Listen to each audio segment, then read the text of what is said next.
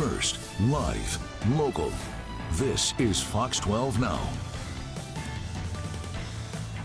Hello everyone, this is Fox 12 Now. Thanks for joining us. I'm Greg Nibbler. We're live streaming here out of the Fox 12 Oregon newsroom. We're here every weekday. We start at 1 o'clock, we go throughout the afternoon, and we cover a wide range of topics. But right now, we are talking about a celebration that really started in Louisiana, but is now here as well for quite a long time. I'm talking about Portland Mardi Gras. And today, for this segment, we're going to be showing our interview with the Misty Crew of Nimbus. I want to make sure that I get that right. So we are going to be talking to them about their organization, which puts on Portland Mardi Gras, puts on the ball, puts on the parade, and really how it came to be here in the city, some of the origins of Mardi Gras itself, and just talking about the celebration and what it means to everyone and how many people have started to enjoy it also. So we cover a wide range of topics in here, and I'm just going to pass it off because they're the experts. Let's start it off. Captain. Yes. Thank you for joining us here today. So I want to start off, we're going to talk about everything that's going on here. Yeah. But can you tell us, just about your organization, what the name is? Okay, so we're called the Misty Crew of Nimbus. That's MYSTI because we're here in the rainy Northwest.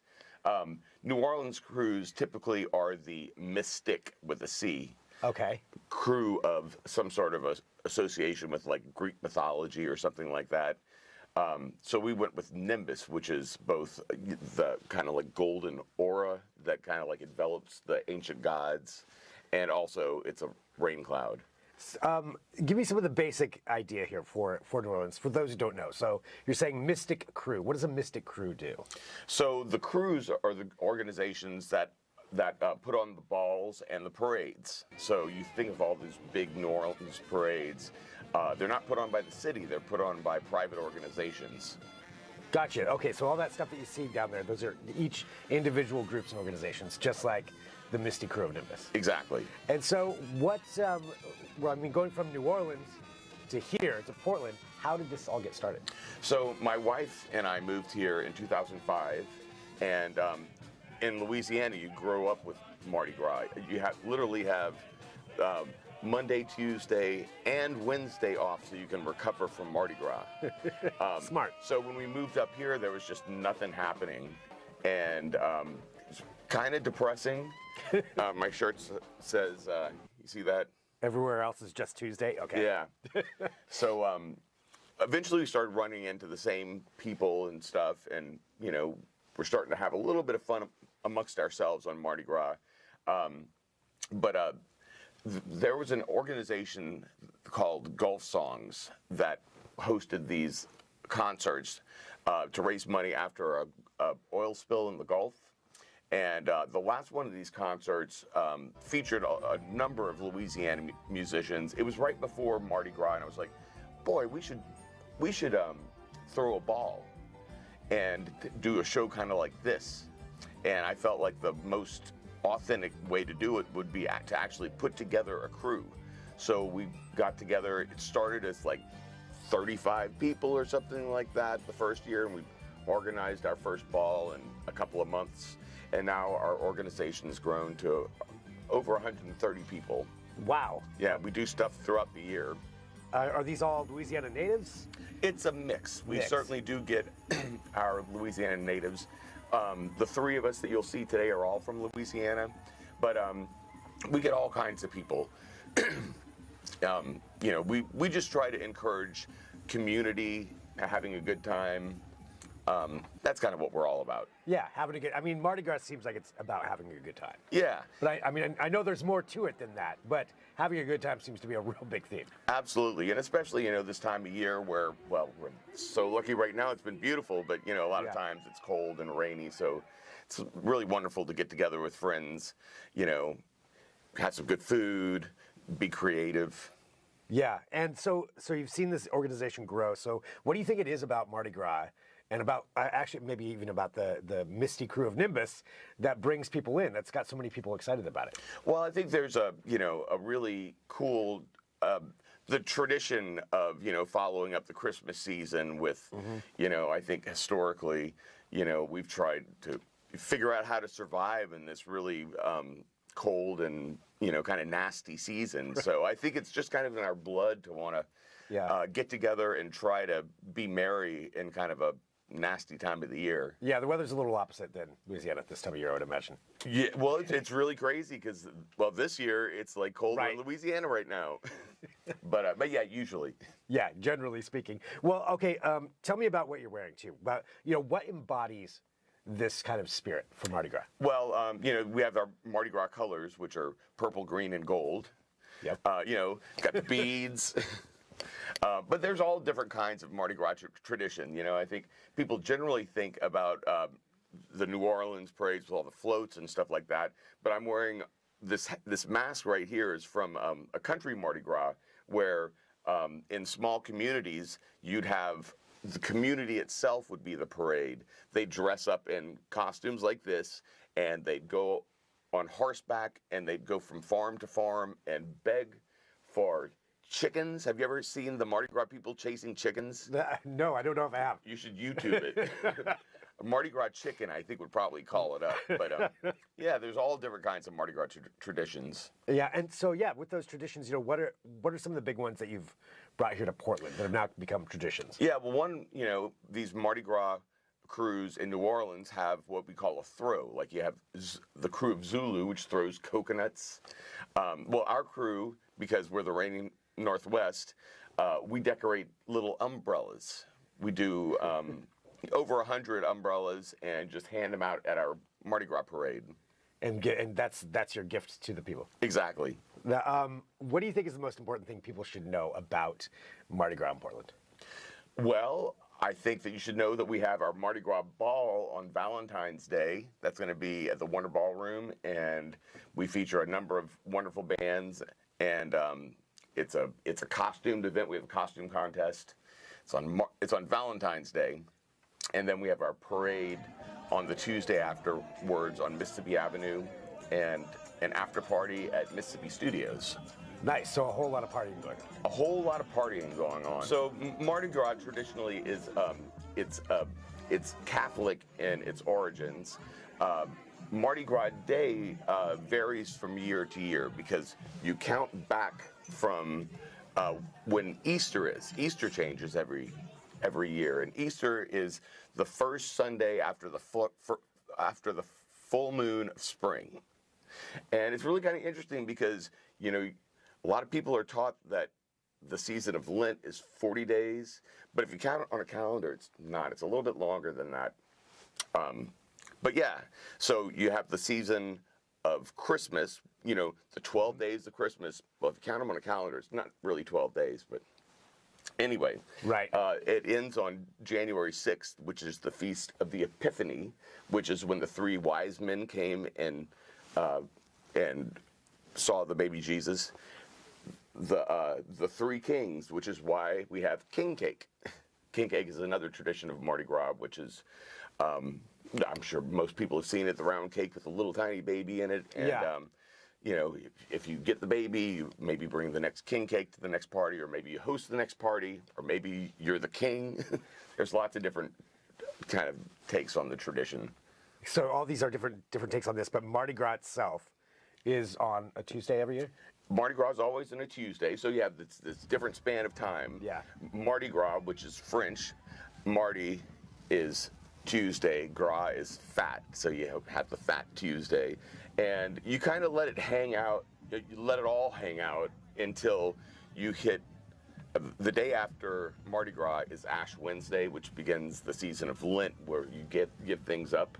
Uh-huh. And, I've been reading that, maybe there's a kind of like an ancient tradition where after you have this Christmas season, you're trying to eat through all of your food before it goes bad, before the days of refrigeration and stuff like that. Right. So you're really good. So you go nuts. You go nuts. You're nuts on Fat Tuesday, and then so is it right at midnight? It's done. It's done. That's it. Yeah. So it's so always you party right up until. It always strikes me as odd. People will try to have Mardi Gras parties after Mardi Gras, and it's just wrong, y'all. Follow the experts. Yeah. It sounds like tradition's a really important thing.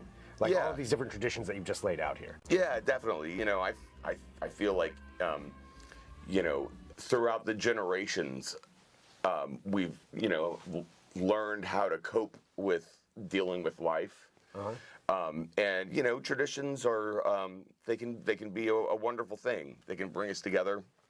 Yeah, and it feels like, I mean, coming from New Orleans, that's a very important part of the culture there. Having these traditions is what I'm gathering. And up here, maybe, you know, we don't have those as ingrained. Absolutely. So what's it been like, you know, for bringing those to people and getting them into this idea of these traditions? Yeah, so I'm a musician, and I noticed similar things with music between Louisiana and here. Louisiana, you know, it's like we have these deep roots. My wife and I are both Cajun, you know, where we have our Cajun, Zydeco, jazz and stuff like that. But musically in Portland, it's not so long. It kind of like it goes back to like garage rock and stuff. But at the same time, it's fresh and people embrace things. So we've had our parade for 13 years. And, you know, we now have like a generation of Portlanders who've grown up with Mardi Gras, which is pretty cool. So, you know, we don't expect everybody to just like automatically embrace it, but, you know, they have king cake at Fred Meyer's now, king cake from New Orleans. So that's a step in the right direction. You put your stamp on this. Yeah. Awesome. Well, I want to know how you got involved with this crew.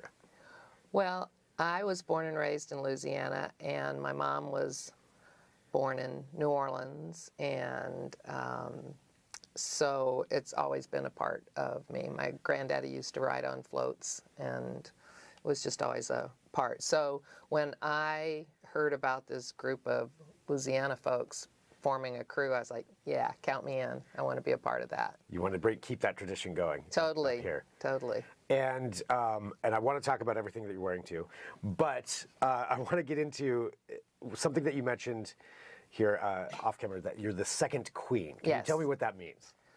Well, our first ball was in 2011, and one of the traditions in many of the crews is to have royals, a king and a queen, and so we decided to do that, and the nominations come from within the crew, and then it's voted on, and at the ball, it's a surprise, and it's announced who the new king and queen is. At least in our crew, that's how we've done it in the past. And so I think I had a little bit of an N one. I was from Louisiana, and I was the secretary, so everybody knew me. So, Hey, that's good politicking right there, you know? yeah. So I was lucky enough to be voted in the second year. And what does that mean to be the queen? Wow. Well, what does it mean? For me, it was like something that was on my bucket list that I didn't even know was on there. It was just such an honor to be, you know, chosen from your peers to kind of represent. And I did a little research when I became queen, because I was like, what does a queen do? And so I researched Queen Elizabeth, and she said that she felt like her primary job was that when she was around that people were happy. And I thought, I think I can do that. And so that was sort of the way I approached being queen, is I just wanted to bring a lot of joy, you know, help people enjoy the festivities, learn about it. So there's really not really jobs, so to speak, and each queen and king kind of form their own, you know, milieu of what it means. I was excited, though, because the year that I was queen was the first year that we were in the Starlight Parade here during the Rose Festival. And we had a float, and I got to ride on a float in a parade, which was just like, oh my gosh, whoever thought I'd have a chance to do that. So. Wow. So all of that part of growing up, Yes. you know, being a part of this, and Yes. then now you get to be the queen on the in the parade. So for me, that was awesome. And yeah, just kind of try to be a positive representative of our group. It seems the theme I'm getting here, there's tradition, which is a big part of all of this. But also you mentioned joy and just having a good time. Totally. Seems to be two of those I think things. that's our mission statement. Having a good time all the time. Yeah, pretty much. Well, let's talk about these parades and the ball. So tell us what goes into a Mardi Gras parade, or at least for you. Whew. Well, a lot. It's it's grown a lot from the first time we conceived of it. There was a handful of us with hand instruments walking up Mississippi Avenue with drums, and on Mardi Gras Day just yelling and, I don't know, doing our thing. People wondering what's going on there. Pretty much, yeah. Until today, this will be our 13th, did we say, parade, and it's on Mississippi Avenue. We have, I don't know, thousands of participants. We have 5 or 6 bands, brass bands. We have Beaumont Middle School band marches with us every year. We have all kinds of, jugglers and belly dancers and strutters, just everything you can imagine. It's the only other nighttime parade other than the Starlight Parade, so that's really cool. So it's really the main part of it, or a big part of it, is being lit up, so everybody has lights, and so it's very festive in that way. And it's also non-motorized, so as opposed to the big parades you see on TV in New Orleans where there's giant floats. We had those in the Starlight Parade in the past, but this parade we're not permitted for that. So there's bicycles. We have little surreys that people ride, and different ways to get down the road. It's only about a mile of a parade, and so it's very accessible to everybody. It's very family friendly, and all of the businesses on Mississippi really have embraced it and support us as sponsors. In fact, I have a whole list of the sponsors: the Historic Mississippi Business Association, Porque No, Miss Delta Restaurant, the 1905 Mississippi Pizza and Pub, Nectar Markets, Neil Kelly Company, Mississippi Studios, The Rambler, El Cubo de Cuba, Brave Neighbor Coffee House, and Victoria Bar are all gold sponsors, meaning they donate at the highest level to help support us. And then there's lots of other sponsors that donate at different levels or in-kind donations. So they love having us there and have made it very easy for us to be able to do it. What does it mean for you, being a native of Louisiana, being here and not seeing a whole lot of Mardi Gras celebrations going on, to where we are now, after this time, to where, the parade started off with a few of you rambling down the street. Now you've got all these sponsors, the community's involved, middle school's involved. Right. How does that feel for you? Feels amazing. It feels amazing. And I was just going to say, one of the other collaborations we do with the parade, which is near and dear to my heart. I'm an educator. I'm a speech pathologist, retired, but there's a classroom, a transition classroom in Portland Public Schools for kids who are 18 to 21. And they, our first king, Paul, used to work in that classroom, and he started this tradition where we pay them to come out the Wednesday after Mardi Gras to Mississippi to clean up the street, make sure any spare beads or garbage is on the street. And so I go, and the captains and I have gone every year to this classroom and make a presentation about Mardi Gras. We bring king cake so that they know what it is that they're helping us with. And then after they do their cleanup, the Mississippi businesses, Porque No and Mississippi Pizza, donate food. At the Rebuilding Center, they have a big lunch for the volunteers, not volunteers, the paid workers from this classroom. And then they talk to them about different jobs that are available, different job skills that they look for as employers. So it's just a really wonderful collaboration with Portland Public Schools and with the Mississippi businesses to help support our parade. Just bringing everybody together. Yeah, yeah. Tell me about this. What do we have going here? Well, so yeah, Captain Steve mentioned that we have our signature throws, and these are ours. We have umbrellas, and they have a little glue on them. But These so are all handmade. they're all well, the umbrellas, of course, Right.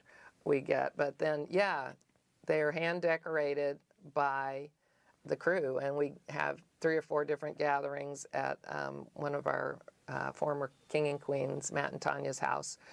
And glue guns everywhere, all kinds of bling, ribbon, donated stuff mostly.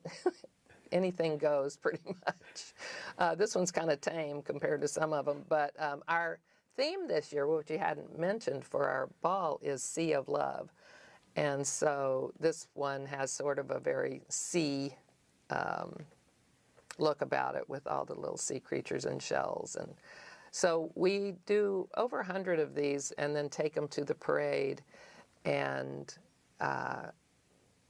they're very sought after and very cherished because there's only 100 each year. They're collector's items. And so each of us has a chance to give out a couple of them. And so we always look in the crowd to find, who's the most enthusiastic or the most excited, and or in costume or whatever, and present them with an umbrella. And so this is just one of the ones that we're still working on them.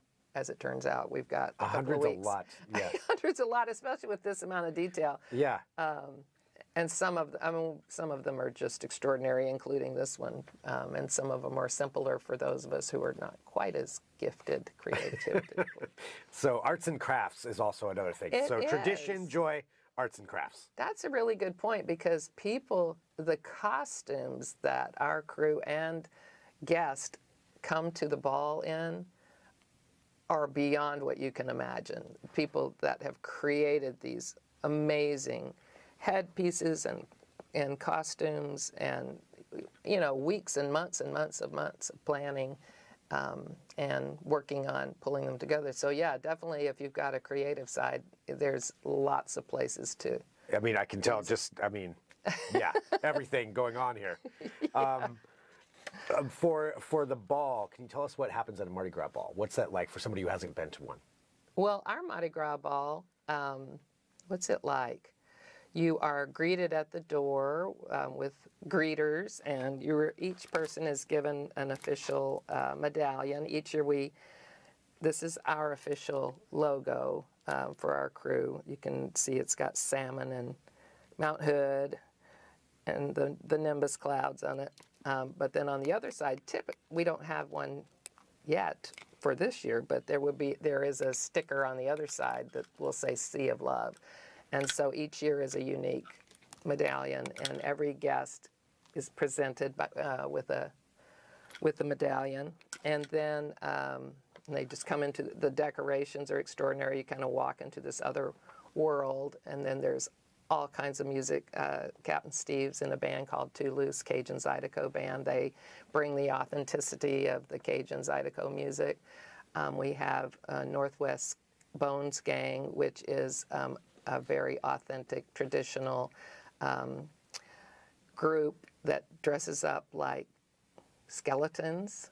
And down in New Orleans, they start Mardi Gras by coming out early in the morning and going around the neighborhoods and waking everybody up, waking the kids up and everything. And we have one of those groups. Chuck Barber is our local big chief of the Bone Gang.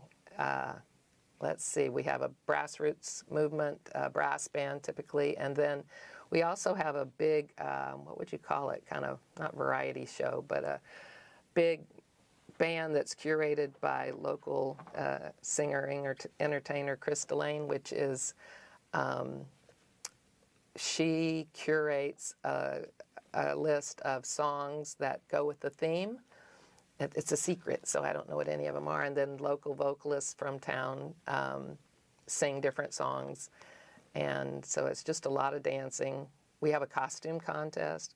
We have a presentation of our new king and queen. We pass out king cake. So a lot of people wear masks. However, for me and a lot of other people, it's kind of distracting and hard to eat and drink and all that. So a lot of us have taken to getting masks or different things painted on our face. So we have Blanca Plata, who always comes and does face painting for whoever wants to be decorated. So that's what I'll be doing, is having my face painted. Wow. Yeah, I mean, there's so much. We have a food truck, Bayou Brothers food truck. They have very authentic Cajun Louisiana food. We have a photo booth. Gosh, so much. So much stuff. So much So many things. Oh, and, oh my gosh, the most important part of our parade is every year we choose an honorary grand marshal from the community, and oftentimes it's a musician or somebody who just really represents joy and tradition in Portland. And this year our honorary grand marshal is Reggie Houston. And it's particularly wonderful for us because Reggie is a member of our crew. He's from New Orleans. He played with Fats Domino's band for over 30 years. He's legit sax player, singer, entertainer, and is just beyond excited and honored to be our honorary grand marshal. Sort of the same way I got to be queen. He's like, wow, you know, I grew up in New Orleans and now I get to be an honorary grand marshal of the parade. So amazing. Yeah, so he'll be at the ball and probably will do a number, you know, sing a song or something, and he'll definitely be at our parade after party. I think Steve mentioned after the parade on Mississippi on Fat Tuesday, Mardi Gras Day night, there's an after party at Mississippi Studios where we'll be having live music with Toulouse Cajun Zydeco and another great local band, Lucky Boku, and I'm sure Reggie will come by and do a song for Are that. you saying the partying goes past midnight? It pretty much ends at midnight. Okay. Yeah, I think it ends at 11:15, and then we have to clean up for the next 45 minutes. But Captain Jane. Hello. Hello. I just want to start off with this. Tell me what Mardi Gras means to you. It means a lot to me. I grew up in South Louisiana. Mardi Gras is a giant custom down there, and I can't imagine my life without that celebration.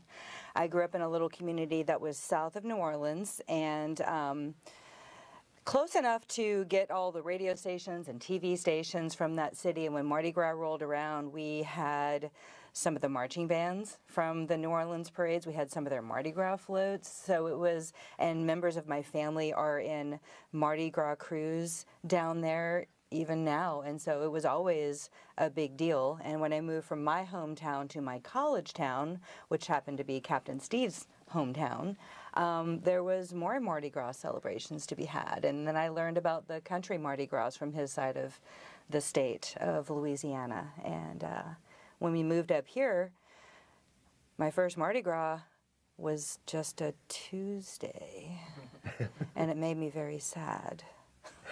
So sad. And then a few years later, luckily my husband had the great idea of making it a much bigger deal than merely drink specials. And we've made it a big deal. Yeah, you have brought these traditions, this celebration. You brought it here to the Northwest. So, and you've seen it grow over this time. And that's why I want to ask, you know, for more people who are starting to understand. I mean, I think everybody knows of Mardi Gras, but you don't know these traditions and what all you do. Yeah. So what are some of the important things for, say, a Mardi Gras newbie, for lack of a better word, to know? Come with flair, come with fun, come with friendliness, and just come have fun with us. That's it. That's it. Just have a good time. Just come have fun. Yeah. Yeah. That's The world needs fun, and we deliver it. I can tell already, yes, Yeah. that you all deliver it. What are some key terms that people should know? Oh, I'm going to go French. Okay. Laissez les bon temps rouler. Laissez la bon temps rouler. Oh, very good. Translation, let the good times roll. All right, so that's a good term to know. Yes, joie de vie, the joy of life. Joie de vie. Yeah. Okay, so yeah, bringing the French, the Cajun Yes. part into it as well, I'm That's sure. right. Okay. Yeah. All right, so good terms there to know. What about the beads? Tell me about the beads. Okay, so you've got on some beads that actually have little electric lights on it for people that have the nighttime party. Yeah, Okay. there's a switch back there. Do you need some help? Oh, there you go. Oh, there we go. There you go.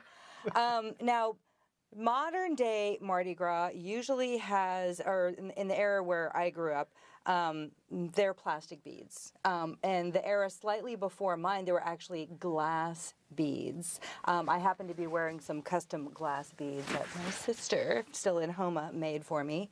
So thanks, sis.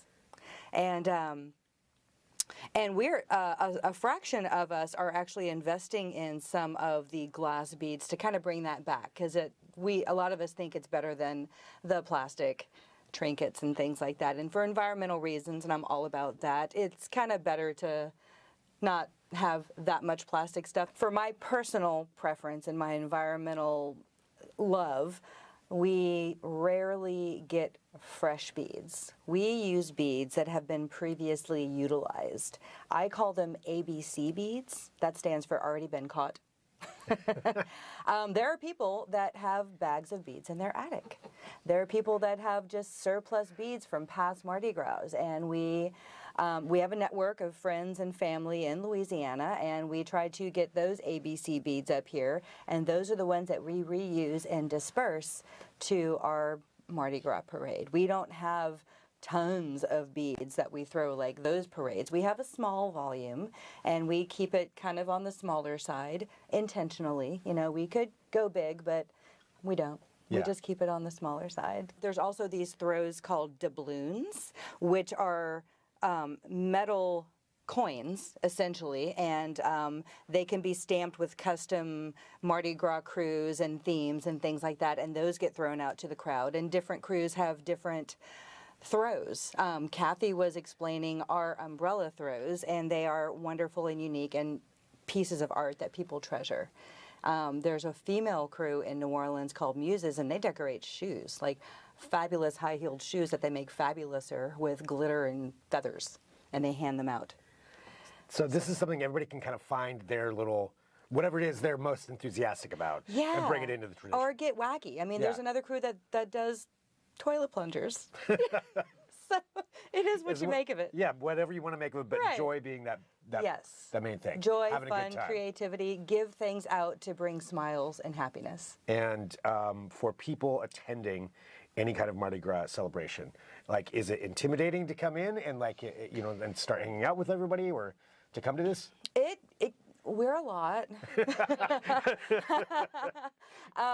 Extroverts do better, and people that are introverts like it, and then they need a little time.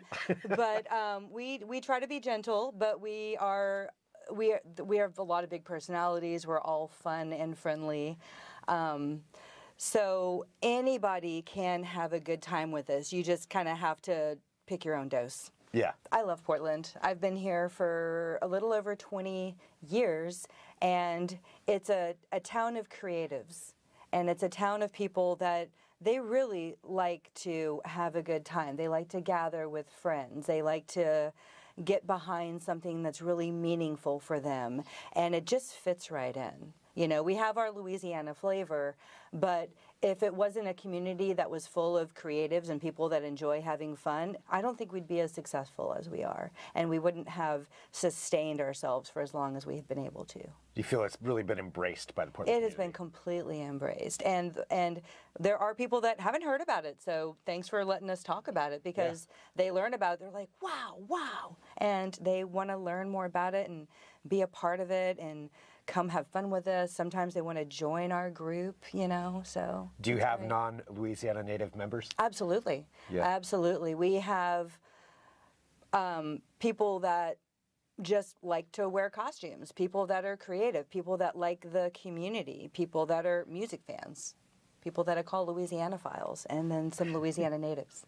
So a mix of everything. I mean, that does seem very fitting for Portland also. Yeah. All those things that you just mentioned. Absolutely. Costumes, good time. And we make Music. this city just that much more fun. I agree.